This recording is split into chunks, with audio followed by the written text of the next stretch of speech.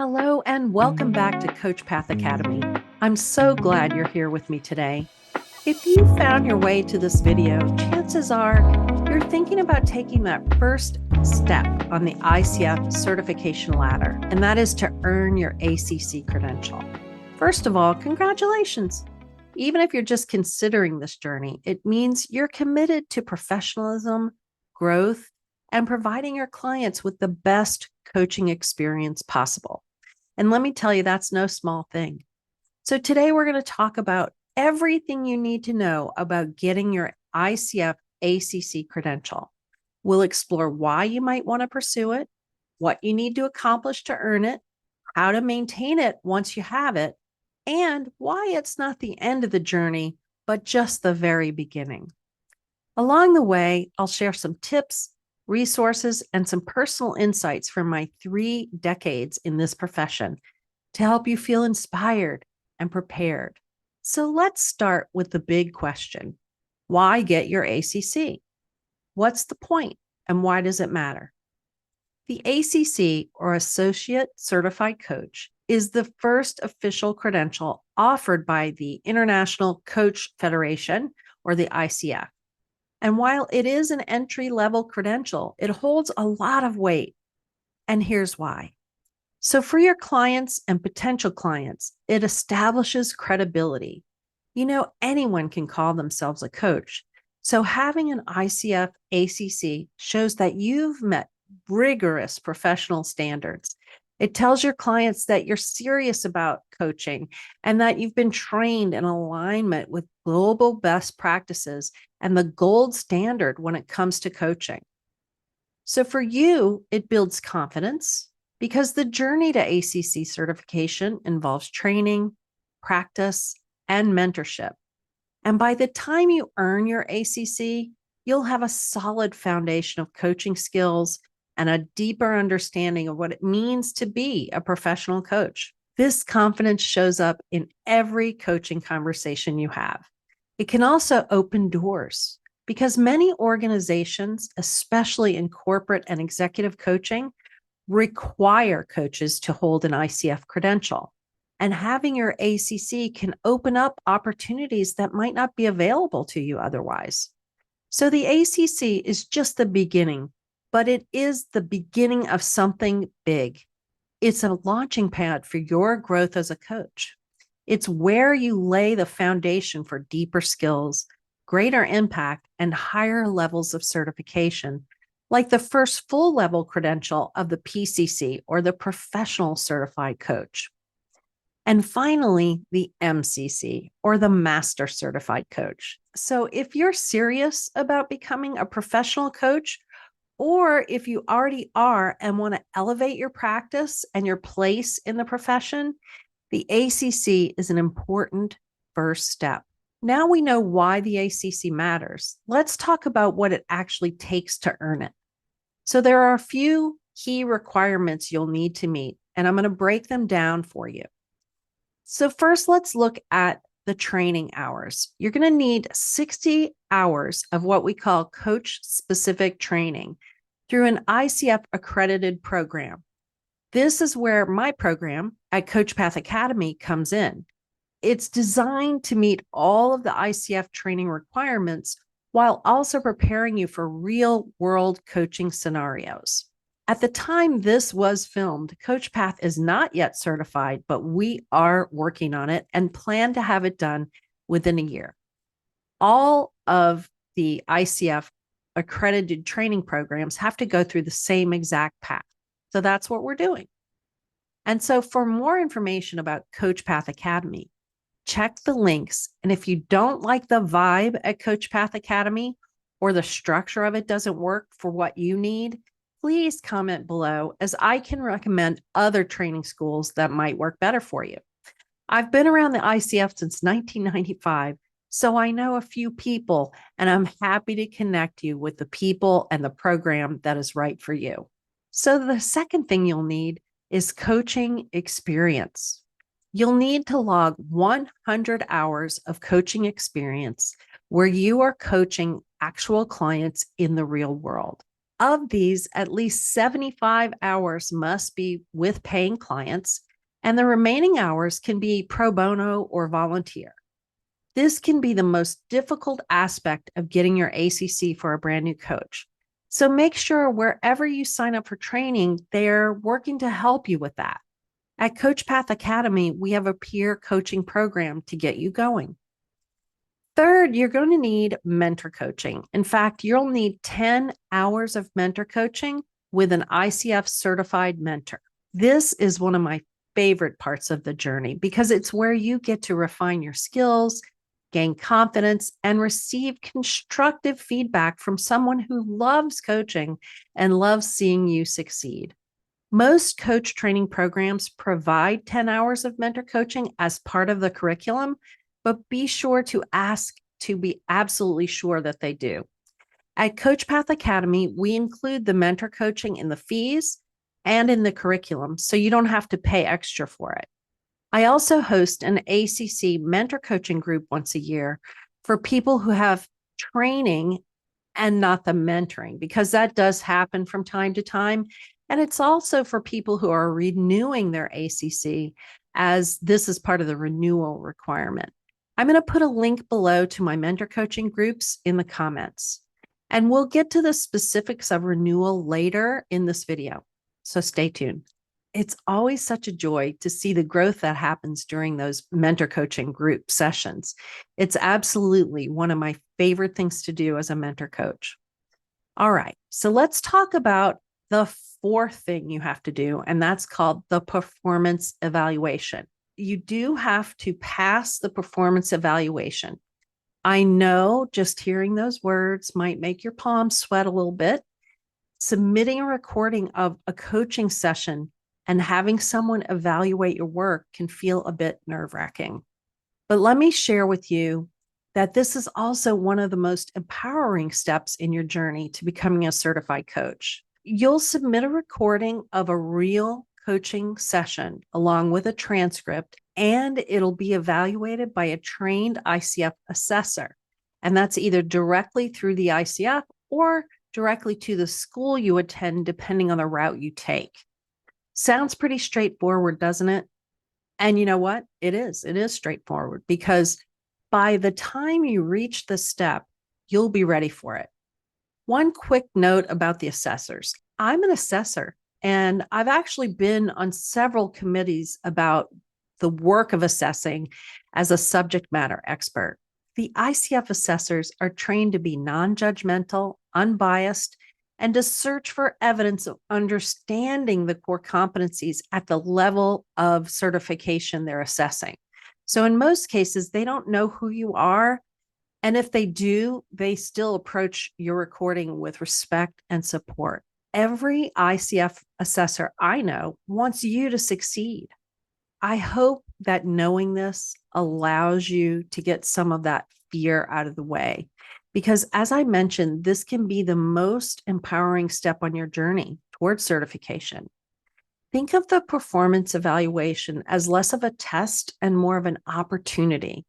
It's a chance to show what you've learned, to celebrate how far you've come, and to embrace the growth that's waiting for you on the other side. Because coaching isn't about perfection, it's about presence, connection, and impact.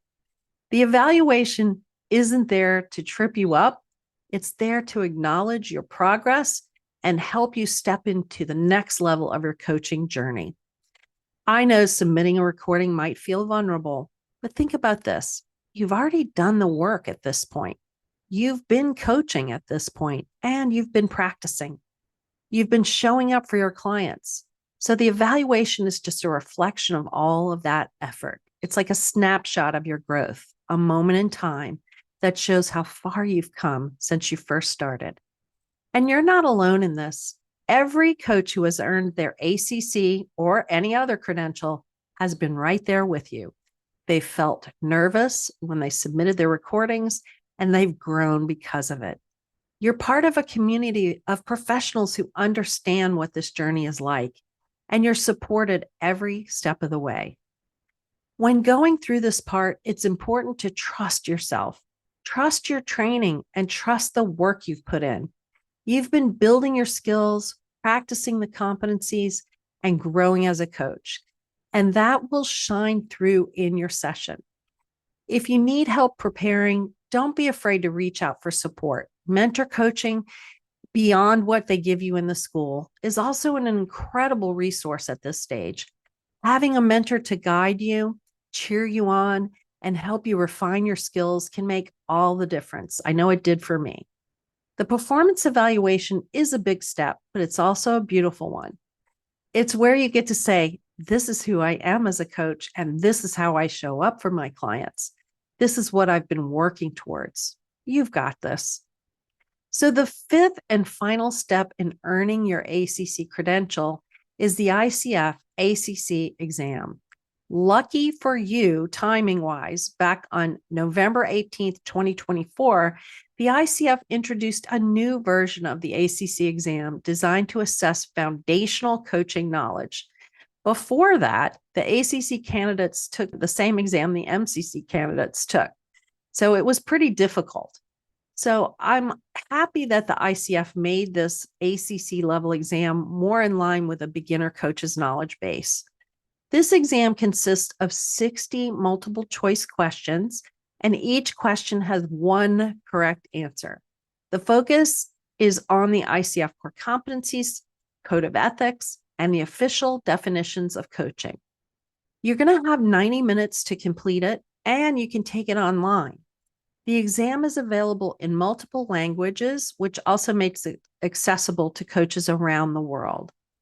So one thing I love about this exam is that it's not about memorization. It's about understanding how to apply the principles of professional coaching in real world scenarios. The questions are designed to test your ability to think like a coach and to make decisions aligned with ICF standards. Once you've completed the exam, fulfilled all the other requirements, you'll officially earn your ICF ACC credential, a milestone that truly deserves to be celebrated. Okay, so you've earned your ACC. Now what? Let's talk a little bit about how you maintain it. All ICF credentials are valid for 3 years. And to renew your ACC, you'll need to first complete your continuing education, because as a coach, we believe that growth and learning is continual. You'll need 40 hours of continuing education within the 3-year period. For most of us, this is a piece of cake, since most coaches are lifetime learners and enjoy learning new things. At least 24 of those hours must be related directly to the ICF core competencies, and 3 of those hours must be in ethics. This is one of the reasons I offer my free monthly course on ethics called The Ethical Coach, the application and awareness of the ICF Code of Ethics. This, again, is a free course, and I do give out continuing education credits, or CCEs, for attending. And you can use them for the ethics renewal requirement and for any of the other 24 CCEs required for your core competency renewal requirement. Check out the link in the description box for my course. So maintaining your ACC isn't just about meeting requirements. It's about staying engaged in your growth as a coach. Continuing education keeps you sharp, inspired, and aligned with best practices. And let's be honest, learning is one of the most fun parts of this coaching journey.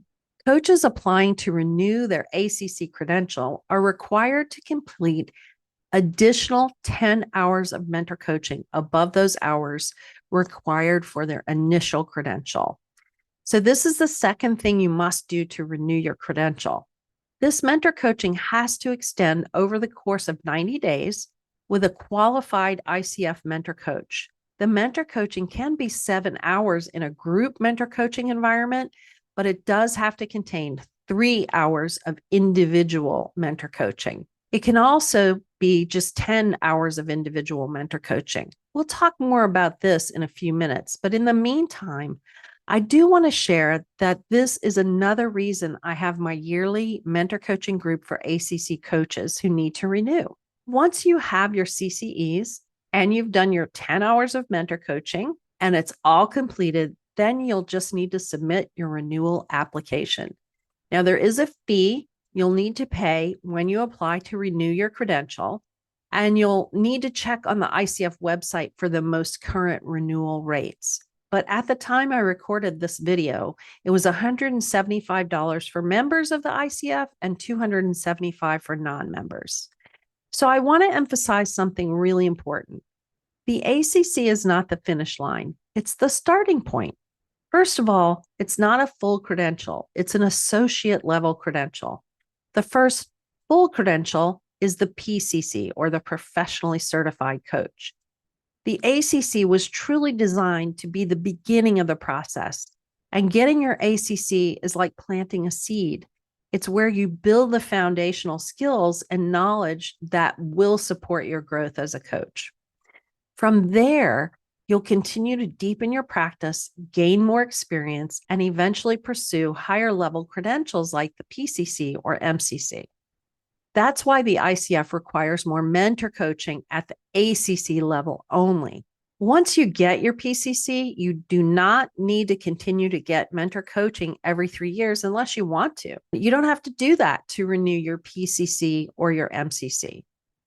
I've been in this profession for 29 years, and I can tell you that the journey never stops. Coaching is a living, breathing practice, and the more you invest in your growth, the more fulfilling and impactful it becomes.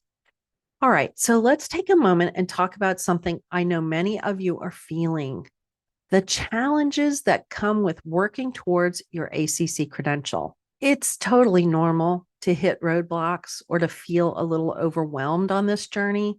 The key is to navigate them with patience, resilience, and the right strategies. So let's dive into a few common challenges and how you can overcome them. So challenge number 1 is feeling overwhelmed by the requirements. Looking at the ACC requirements, 60 hours of training, 100 coaching hours, and 10 hours of mentor coaching, the performance evaluation, and the ACC exam, it sounds like a lot. I get it. It can feel like you have to climb a mountain. But here's the thing about mountains: you don't climb them all at once. I bet you can tell I like this metaphor somehow. You can take it one step at a time. Break down the process into manageable pieces. Start by focusing on what's immediately in front of you.